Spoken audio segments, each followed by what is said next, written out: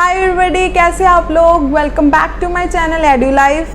आज की वीडियो में I am going to explain you travelling salesman problem. तो चलिए शुरू करते हैं। So guys, travelling salesman problem के क्वेश्चंस को सॉल्व करने से पहले I am going to discuss certain conditions और कुछ इंपॉर्टेंट पॉइंट्स जो हमारे आगे क्वेश्चन को सॉल्व करने में हेल्प करेंगे। तो चलिए डिस्कस कर लें।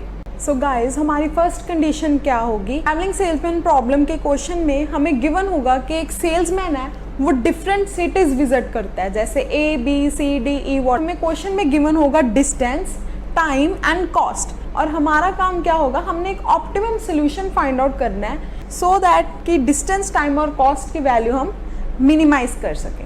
सो गाइज, नेक्स्ट कंडीशन, और ये कंडीशन बहुत ही इंपॉर्टेंट है आगे हमने जब क्वेश्चन सॉल्व करने हैं। तो चलिए देख लेते हैं कि अगर एक सेल्समैन है वो किसी भी एक पर्टिकुलर प्लेस से स्टार्ट करेगा, लेट्स से होम सिटी, वो होम सिटी से स्टार्ट करेगा, सारी सिटीज एक एक बार विजिट करेगा और वापस वो अपनी होम सिटी पे आएगा। That is the salesman start from his home city, visit every city once and then return back to his home city.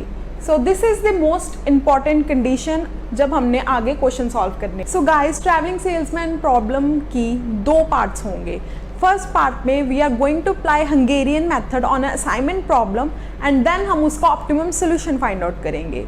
उसके बाद हम ये वाली कंडीशन लगाएंगे। अगर ये कंडीशन सेटिस्फाई हो रही है तो ऑप्टिमम सोल्यूशन ही हमारा ट्रैवलिंग सेल्समैन प्रॉब्लम का सोल्यूशन होगा। अगर हमारी कंडीशन सेटिस्फाई नहीं हो रही तो हम पार्ट 2 ऑफ द वीडियो में जाएंगे, जहाँ पे हम एक इंस्पेक्शन मेथड लगाएंगे और अपनी कंडीशन को सेटिस्फाई करेंगे। तो चलिए स्टार्ट करते हैं question.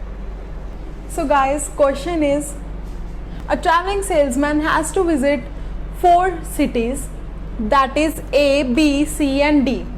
He wishes to start from a particular city, visit each city once and then return back to his starting point. Find the least cost route. So guys, ये हमें cities की cost दी हुई है, ये from ये to. So एक city और दूसरी सिटी के जाने के टाइम कितनी कॉस्ट लगेगी, हमें उस चीज़ का मैट्रिक्स दिया हुआ है। सो गाइज, आप देख सकते हो यहाँ डायगोनल वैल्यूज नहीं है लिखी हुई, बिकॉज जब हम एक सिटी में ही रहते हैं तो कोई उस पर वैल्यू नहीं आएगी, जब हम बी में रहेंगे तो कोई वैल्यू नहीं आएगी। सो इसलिए उन्होंने डायगोनल्स में कुछ नहीं मेंशन किया हुआ। तो चलिए सबसे पहले हम हंगेरियन मेथड लगाएंगे।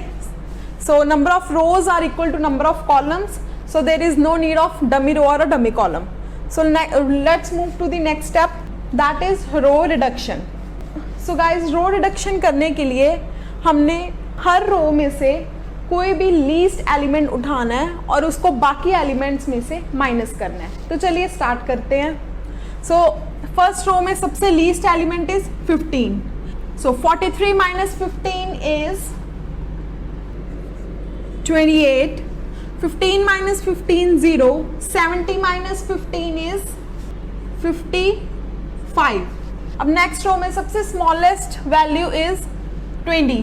सो 25 minus 20 is 5 एंड यहाँ मैंने इन्फिनिटी डाल दी है 0 and 50 minus 20 is 30. Next row में सबसे smallest element is 32. So 32 minus 32 0. 59 minus 32 is 27 and 36 minus 32 is 4. अब नेक्स्ट रो में सबसे स्मॉलेस्ट एलिमेंट कौन सा है, that is 10. So 50 minus 10 is 40. 10 minus 10 0. 20 minus 10 is 10. सो ये हमारा आ गया row reduction. Let's move to column reduction. So guys, अब कॉलम रिडक्शन करने के लिए हम हर एक कॉलम में से सबसे लीस्ट एलिमेंट सेलेक्ट करेंगे और उसे बाकी एलिमेंट से माइनस करेंगे। तो चलिए स्टार्ट करते हैं। फर्स्ट कॉलम में सबसे लीस्ट एलिमेंट इज 0. सो ये सारा column as it is copy हो जाएगा। 5 0 40. नेक्स्ट कॉलम भी 0 आ गया, सारा कॉलम कॉपी हो जाएगा। नेक्स्ट कॉलम में भी 0 आ गया, सारा कॉलम एज इट इज। अब जब हम डी कॉलम देखते हैं तो यहाँ सबसे स्मॉलेस्ट एलिमेंट इज 4. सो हम 4 को बाकी सबसे माइनस करेंगे। सो 55 minus 4 is 51, 30 minus 4 is 26 and 4 minus 4 is 0. Guys, अब हम इस पे असाइनमेंट्स करेंगे. So असाइनमेंट्स करने के लिए सबसे पहले हमने रो स्कैनिंग करनी है.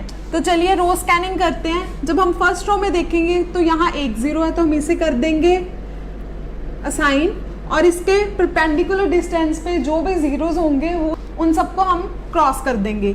सो ये रो में और कोई 0 नहीं है और नीचे ये 0 है, तो ये हो जाएगा क्रॉस. सेकेंड रो में देखें तो कोई 0 नहीं है. थर्ड रो में 2 zeros है, फोर्थ में 1 है, तो हम इसे कर देंगे साइन, और ऊपर कोई 0 नहीं है तो कोई क्रॉस नहीं होगा. सो अब हम करेंगे कॉलम स्कैनिंग. जब हम कॉलम स्कैनिंग करेंगे तो फर्स्ट रो में एक 0 है, तो मैंने इसे कर दिया साइन, और इसके परपेंडिकुलर जो जीरोज हैं उसको मैंने कर दिया क्रॉस. अब सेकंड में भी होगी असाइनमेंट, थर्ड में भी होगी असाइनमेंट, फोर्थ में नहीं हुई क्योंकि यहाँ कोई भी 0 नहीं है.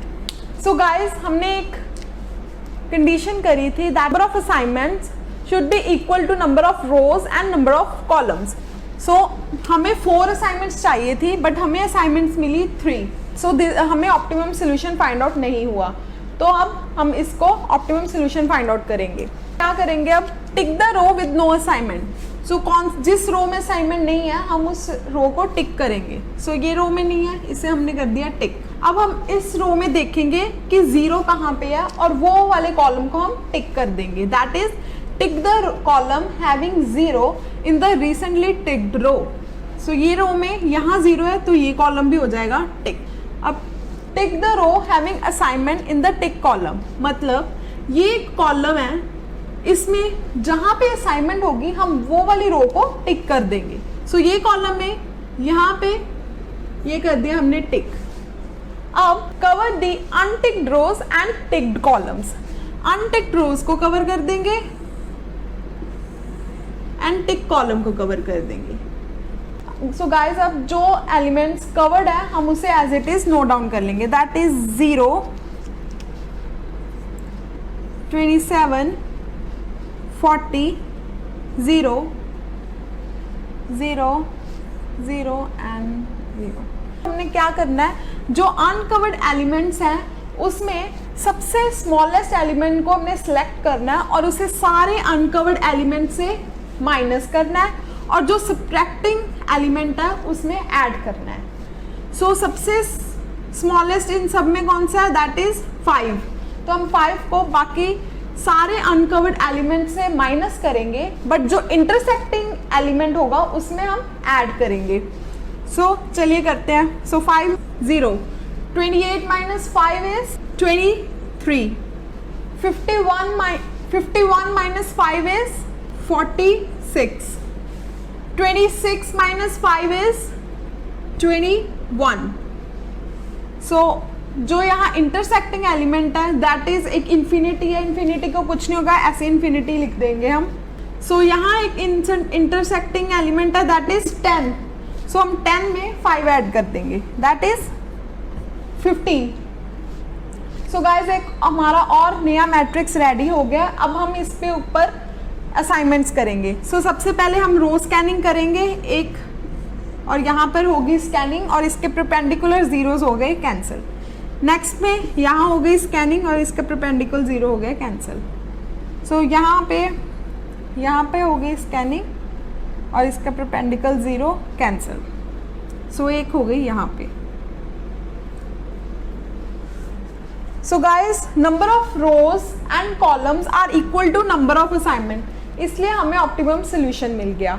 अब हम ट्रैवलिंग सेल्समैन प्रॉब्लम में मैंने एक कंडीशन डिस्कस करी थी, that is the salesman has to start from the home city, visit every city once and then return back to his home city. तो हम देखते हैं कि वो कंडीशन यहाँ सेटिस्फाई हो रही है कि नहीं.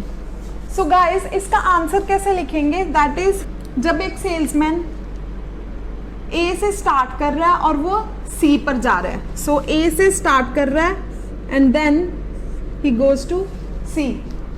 अब सी यहाँ पर है, सी से स्टार्ट करके वो डी से जा रहा है, मतलब सी से डी से जा रहा है.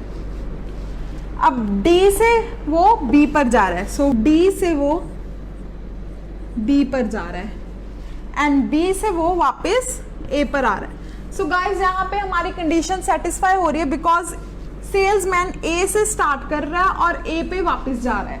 सो हमारी कंडीशन सेटिस्फाई होगी। अब हम इसमें लीस्ट कॉस्ट रूट कैसे निकालेंगे? सो